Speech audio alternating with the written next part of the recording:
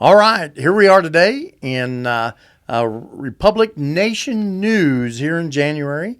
And today my guest is Regina Keeney. Yes, sir. And we're going to be talking some school board issues, getting ready for the 25 school board elections that are going to happen this May.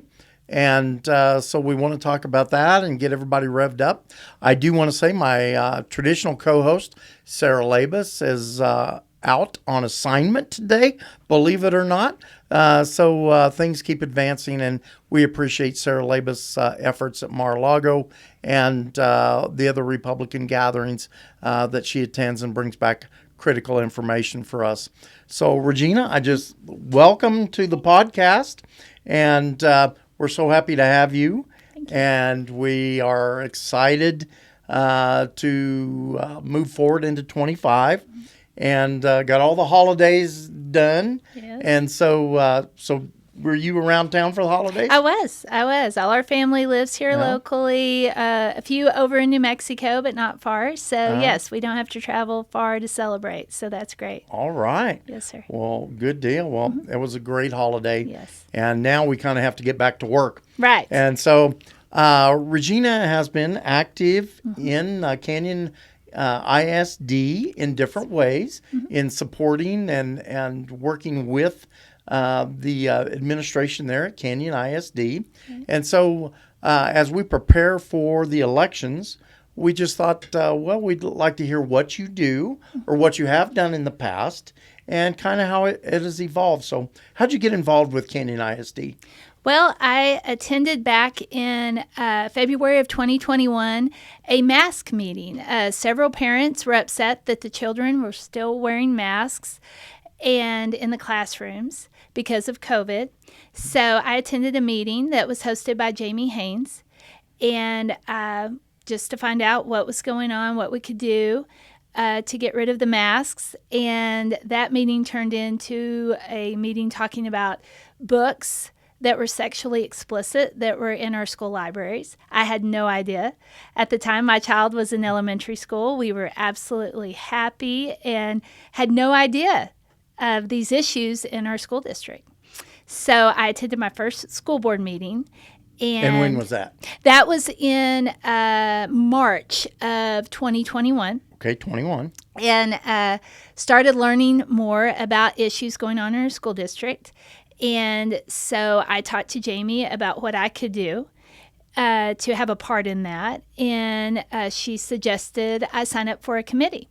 Mm-hmm. So I signed up for the SHAC committee, School Health Advisory Committee. Okay. That's what that stands for. And the school district allowed me to be on that committee. And we were dealing with a suicide prevention curriculum that came from the Lady Gaga Foundation, Born This Way. Right. And it was actually a glamorization of the LGBTQ was what that was about. And so on that committee, we vetted that curriculum. We wanted to make a recommendation that the school district not have that curriculum in our schools any longer. And that was a huge battle, and that we won. Okay. And our committee also went out and found new suicide prevention curriculum that was just curriculum. No innuendos, no LGBTQ, just actual curriculum that was for all students. And that got implemented in 2022. So that was a huge victory. And then there was some other curriculum, social emotional learning curriculum that we just didn't like. It was very new age. And so I got on a different committee after that vetted that curriculum called the District Advisory Committee. So I served on it. I'm currently still on that committee. And eventually that curriculum got kicked out of the school system and replaced, which that was another victory I was happy to see happen. And and I'm also on a committee at our junior high school, just a parent committee there. And so those have been the three committees I've been on. And what ages are your children? I have one son, and he's a 7th grader. Okay. Yes. Oh, well, you're right. Yes. You're in the fun years. Oh, Sarah. I am. No, so far so good. And I'll have to say, Kelly, I have so enjoyed our school district. I think it's a good district. We have good teachers. We have good principals. Every school we've been through, and this will be our third one now that we're in as we went from elementary to intermediate now to junior high. I have had great relationships with my son's teachers, the administrators at those particular campuses. I think he's getting a great education. It's just when I go up the hill to the administration office seems to be where kind of there's a little bit of difference there. A little disconnect. Yes, sir. Well, we'll get to that. But Okay. I want to also qualify that all three of my children attended Canyon ISD, graduated high school from Canyon ISD, went there grade school through high school. And all of them took courses at WT. All of them took some courses, dual credit courses when they're in high school through AP. AC and WT. So they used the system. And I think the last one graduated in 2017. So that's 7 years ago. So we got along really well. But I did notice a change come in around 2017, or we were noticing as the last one was graduating that seemed to be a change in the culture in our schools. And so we noticed it and we're concerned about it. And so I've been following it. Of course, I became the county chairman a few years ago, which means we're going to be involved in everything from school boards to city commission to county commissioners, you name it. We're kind of involved in everything. And so it was kind of concerning here just recently. We found out and that the Canyon administration or CISD administration had removed the Bibles, the Holy Bible, from the school libraries. Yes, sir. And so, I mean, that was a shock, of course. I just didn't see that one coming. And so you've kind of followed up on that as well, have you not? Been involved in that? Tell us your story on the Bible removal project. Right. Well, I was in my office in September. I'm a CPA, and I'm just working, and a friend calls me and told me that her daughter, who attends my son's school, the junior high, had gone to the library to read the Bible. She had some spare time and wanted to do a little Bible study, and went to the shelf where she had found the Bible before, and it was gone. And she asked the librarian where the Bible was, and the librarian told her the school had taken the Bible. And she asked, well, when will it be back? And she said, I don't know. They took it. So she went home, told her mother. And her mom called me because she knew I was involved to some degree with the school system. And I told her I didn't know what was going on, but I'd email someone who did. So I emailed Dr. Felici, our superintendent. He sent me back an email telling me that because of House Bill 900, it's a bill to remove sexually explicit and obscene material from any book that's in the library. And that also included the Bible because it had sexual content. And that if anybody needed a Bible, that the school system was partnered with several churches in our town and that we could probably get them a Bible. But if I had a problem with it, basically go to our state reps because this was something the state had done. So I was shocked by that, but I appreciated that he had said that, they would try to help children who needed a Bible get one.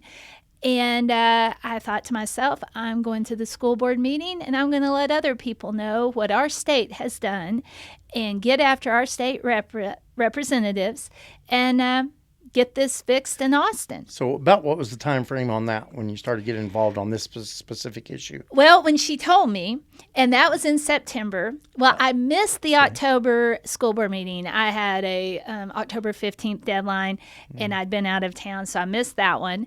And then I went up to the school for the November school board meeting, and I had the wrong date. They had changed the date early on, and I was going off old dates, and so I missed the November meeting. So I've missed two. So it rolled around, and it was December. And I'd already emailed John Smithy Still haven't gotten a response from him on this.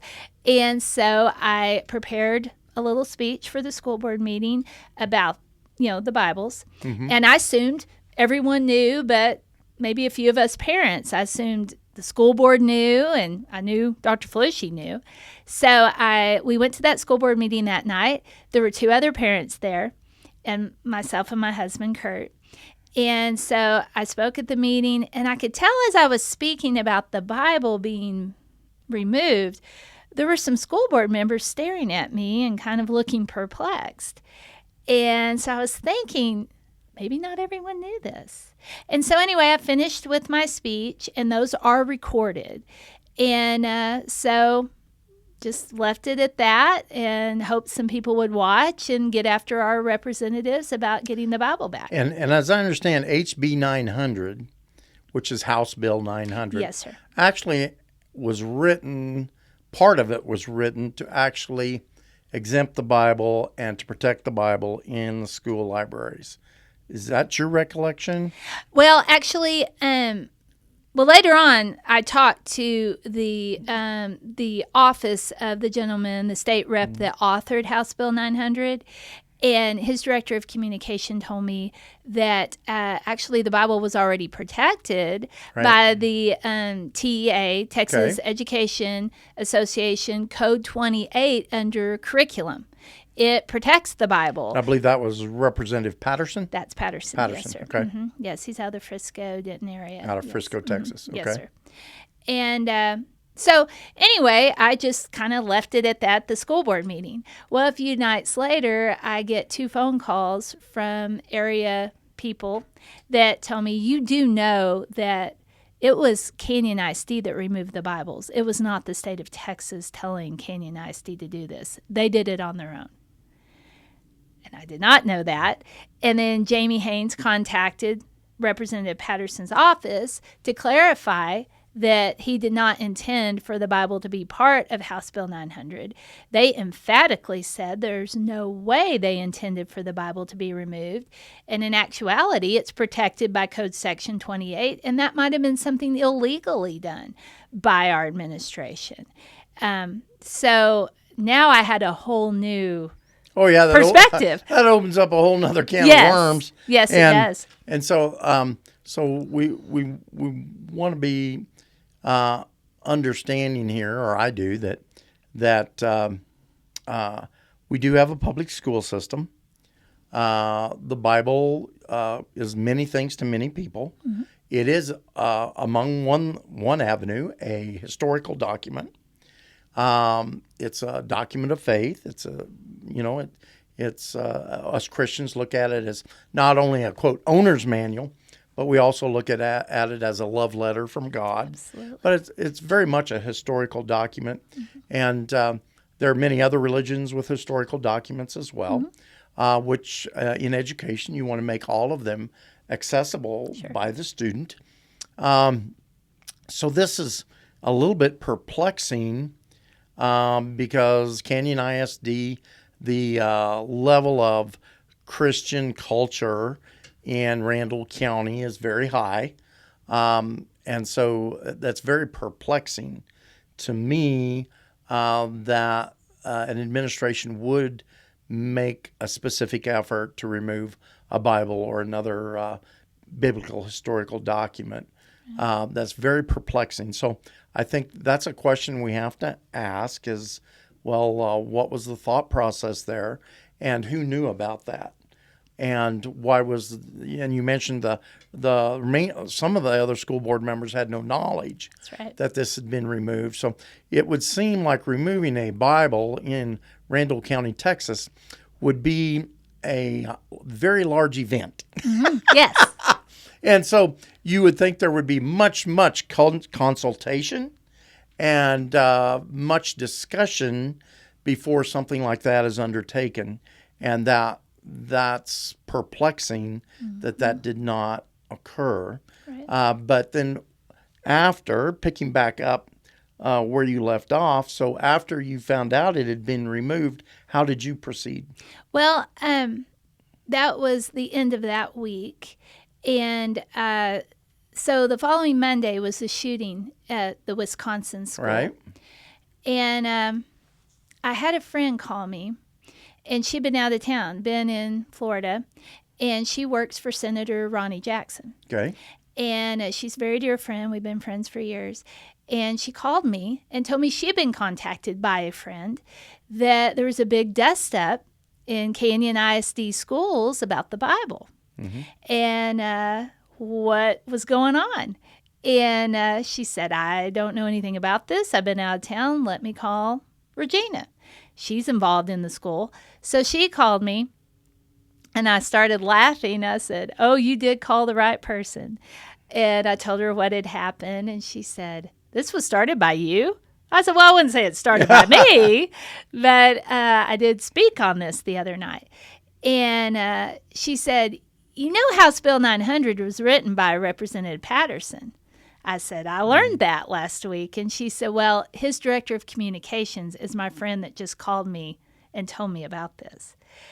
And I said, really? May I have her number? So she gave me her phone number, and I called her. And she explained to me that Representative Patterson was very upset with Superintendent Flushy on this.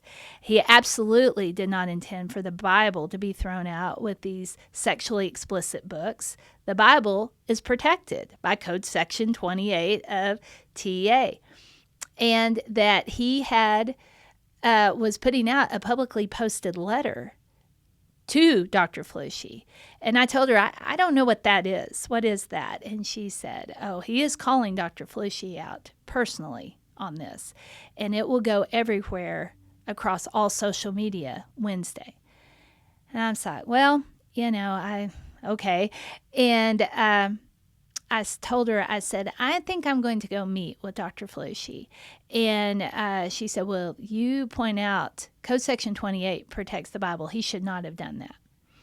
So I called up to the school district. I made an appointment for Tuesday afternoon, went and met with Dr. Flushy and Robin Kramer, the assistant superintendent. Right. And I explained to Dr. Flushy I wasn't very happy with him for misleading me on that email about that it was state of Texas. It was actually them. And he apologized. He didn't mean to mislead me.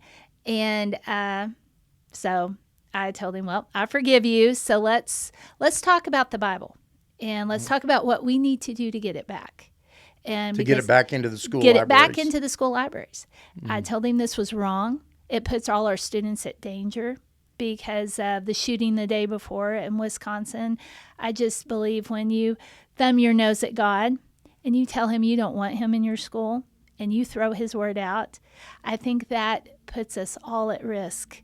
Yeah, that's pretty bold. Yes. That's a pretty bold action to take Yes. in this community. And as I understand, do you know if Superintendent Flushy, if before he had the Bibles removed, do you have any knowledge that he consulted with the authors of HB 900? I asked that question in that meeting. Why, did they not do their due diligence by consulting the representative who authored it to get clarification?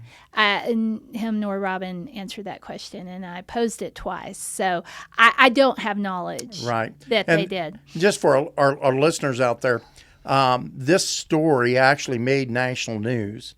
It was on the Daily Wire with Ben Shapiro, I believe. And so we're famous. It actually went into the UK in India. I got a call from someone who read it in the UK. And so it went further than even America. So this is a little bit from a political standpoint. And it's concerning. You would have thought the first thing would be to consult the school board on the action before it takes place. Apparently that was not done. The full board was not enlightened about it. I understand that the president, Weingarner, was enlightened about it. She knew about it. She knew. So that's very concerning. Yes. So it seemed to be kind of a unilateral decision of those two people, President Weingarner and Superintendent Flushy, to proceed with this action. with the information we have today, that's what we understand.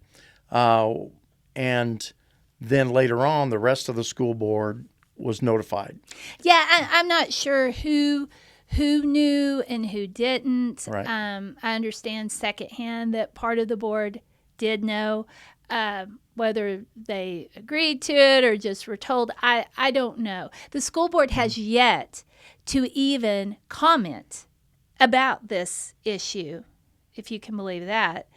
And so, they've been very quiet. And so this happened in September. That was when we first noticed Yes, sir. that the Bibles were removed, was in September. Correct. And so they have come forward with a plan to reinstate the Bibles. So we're what I want to say, picking fine hairs here, in that parts of the Bible, certain books of the Bible, have always stayed. Yes. But remember, there's 66 books in the Bible. But the Bible as an entirety, as a whole, was what was removed. 66 books. And the Bible, one of its names is the library, because it contains 66 books. I mentioned to Dr. Felucci, it's ironic you threw the library out of the library. Well, so this is a concern, for all of us. I think the from understanding the administration's current position is that the Bible has been reinstated, but I think by sources that communicated with you and with me, that people who have recently been to Canyon ISD libraries still cannot find the Bible as a whole. It's actually back. It is back. I got confirmation from Robin last Thursday. Okay. Yes, and they're in all schools, and she had to hand deliver some to the libraries, but they are actually in all 20 schools on the library shelves today. All right. So yay. All right, and so understanding how critical the Bible is, and this is some information that I know our audience will appreciate, but people that struggle with depression, people that go through the process of arrest and incarceration, people that struggle with all sorts of morality issues. I think it was here and several years ago. It was in the Journal of American Psychiatric or Psychology, American Journal of Psychology, that psychologists have known for 80 years, that's 80 years, so it's been documented for 80 years, the best way to overcome challenges in life like depression and anxiety, immorality, or getting your morality in line, overcoming mistakes, getting your life lined back up to be a productive citizen.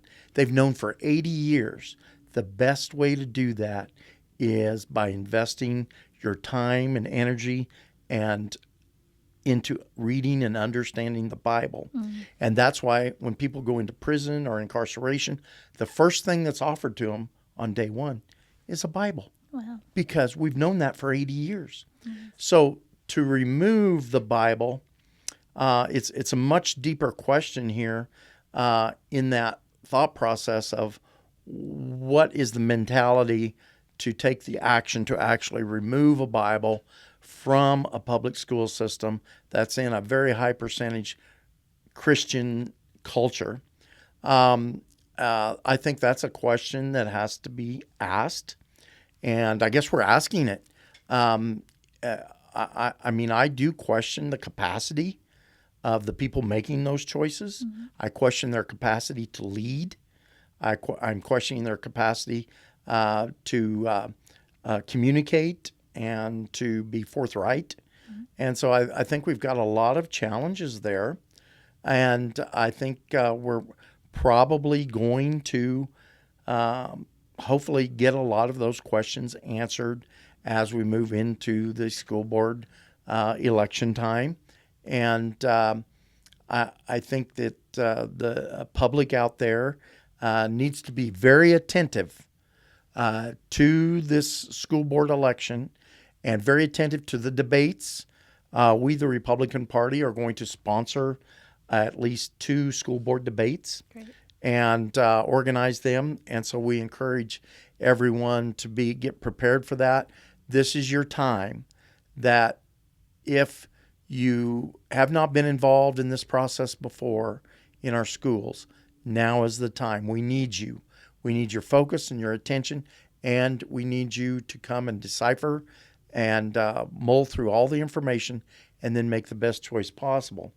And so I'll ask you, is there something else that you have that you would like to get out here in our conversation before we move on to the next thing? Sure. Well, we had a school board meeting here in January, Right. this Monday, and the school board did not put it on the agenda to even discuss Discussion. this huge scandal Right. that has occurred, and by the removal of the Bibles.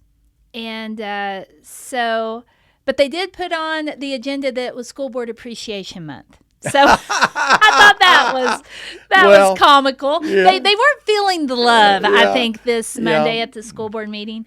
But every public comment was in regards to this that was made that night. And I thank the administration publicly at the school board meeting for going back, reevaluating their guidelines, and putting the Bibles back, because that was my goal. I wanted the Bibles Right. back. And so I did appreciate that. And I thanked Representative Patterson, Ronnie Jackson, Senator Sparks. All of them came out publicly and supported the Bible being in our libraries.